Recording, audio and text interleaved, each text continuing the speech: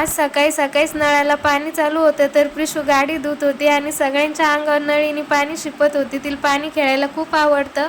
नंतर मग मला कढी करायची होती तर मी त्यासाठी हिरव्या मिरच्या आणि लसूण घेतला. मिक्सरमध्ये मसाला काढून घेतला. नंतर मग बेसन पीठ घेतलं, त्यात 1 चमचा हळद टाकली आणि ते कालून घेतलं. नंतर मग कढीसाठी 1 मोठी वाटी दही घेतलं.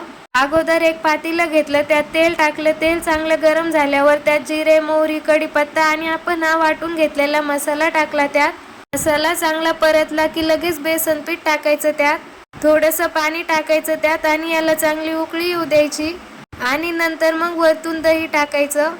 आपल्याला कढी कशी पाहिजे त्यानुसार पाणी टाकून घ्यायचं. नंतर वरतून थोडीशी कोथिंबीर टाकायची आणि याला 10-15 मिनिटं चांगली उकळी येऊ द्यायची. इथे आपली कढी आणि बाजरीच्या भाकरी तयार आहे. व्हिडिओ जर आवडला असेल तर व्हिडिओला लाईक करा, शेअर करा आणि चॅनलला सबस्क्राईब करा.